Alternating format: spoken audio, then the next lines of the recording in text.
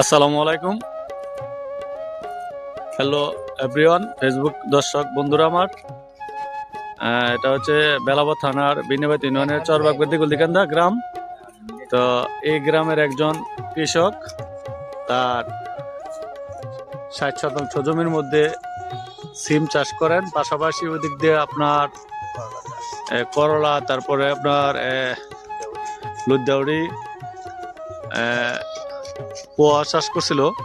তো আপনার এই যে হোয়া ক্ষেত মারা যায়, আপনার কৃষকের যে একটা চাওয়া ছিল যে হয়তো এই সিম ক্ষেত দিয়ে যে একটা ফসল হবে, সেই ফসল দিয়ে তার যে খরচ হয়েছে এই খরচটা পুষিয়ে নেবে।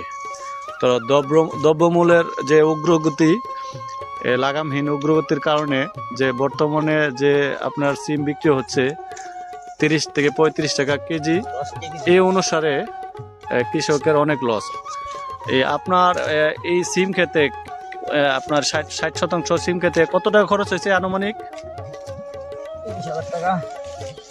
কত টাকা খরচ হয়েছে? 30,000 টাকা খরচ হয়েছে না? তাহলে আপনার 30,000 টাকা খরচ হয়েছে। এখন পর্যন্ত কত টাকা বিক্রি হয়েছে? 15,000 মতো বিক্রি হয়েছে। তো আরো 15,000 টাকার মতো এখনো এই জমির মধ্যে রয়ে গেছে, চালান রয়ে গেছে। তো আসলে জিনিসপত্র দাম কিরকম? সিমের দাম তো 10 টাকা বুঝলাম। আপনার সার, যে কীটনাশক, এগুলোর দাম কিরকম? সার বর্ষির দাম আছে প্রচুর। সার বস্তা অনেক 1400 টাকা বস্তা। ওই যে দেখেন সিম ক্ষেতটা, আসলে সিম ক্ষেত তেমন একটা আপনার সিম কমই ধরছে হয়তো। সিমের যে বীজটা সেটা ভালো হয় নাই বা ভালো পড়ে নাই।